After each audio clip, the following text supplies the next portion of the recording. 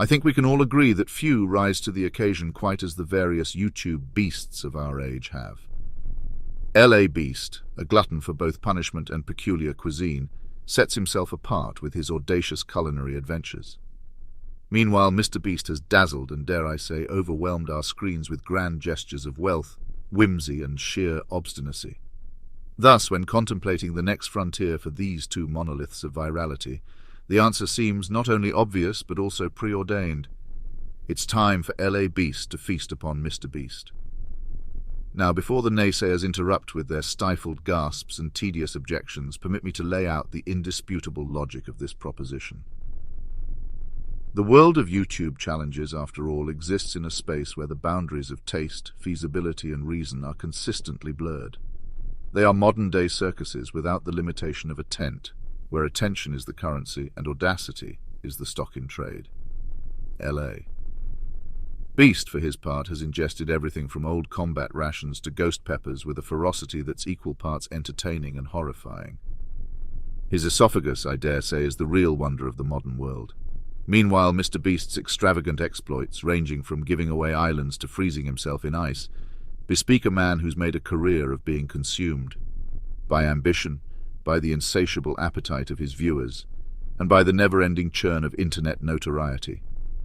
Isn't it fitting, then, in this era where consumption is king, for Mr. Beast to be consumed? And who better to perform this act than a fellow beast? Let's not see this as an act of violence, but rather a union, a merging of two colossal forces in a dance as old as time. Moreover, consider the poetic justice. Mr. Beast, a man who has built an empire on the back of the outrageous and the outsized, finally participating in an act that mirrors the excess of our age. It's a masterstroke of irony, a poignant commentary on our times, and frankly, a damn good show. Now, to the logistical intricacies of such an endeavor, I won't deign to speculate. But in an age where technology can resurrect actors from the dead and place them seamlessly into modern films, surely we can trust the wizards of special effects to craft a spectacle that's both convincing and entertaining. To put it another way, esteemed readers, we find ourselves teetering on the precipice of either consummate enlightenment or vacuous ennui.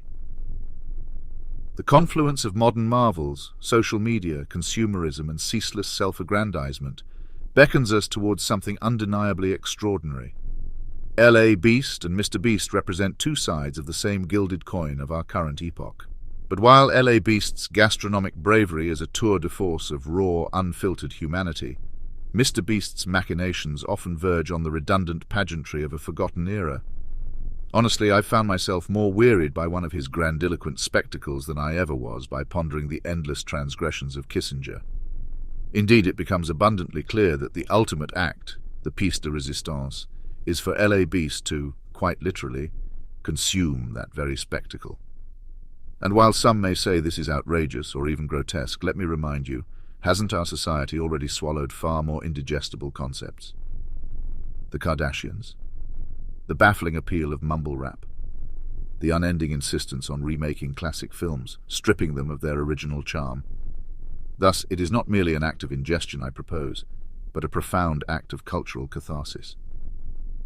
By allowing L.A. Beast to consume Mr. Beast, we purge ourselves of the incessant, tiresome drone of opulence for opulence's sake. We make a statement about the gluttony of our age, the narcissism of our influencers, and the rapacious appetite of the public. Let it not be said that we shied away from the avant-garde, or that we failed to recognize a moment of transcendence. This act, bizarre, audacious, and teetering on the edge of absurdity, is the climax we neither expected nor realized we desperately needed. It's time, ladies and gentlemen, to cleanse our palates and brace ourselves for the ultimate feast. To the beasts, the stage is yours, and history eagerly awaits your move.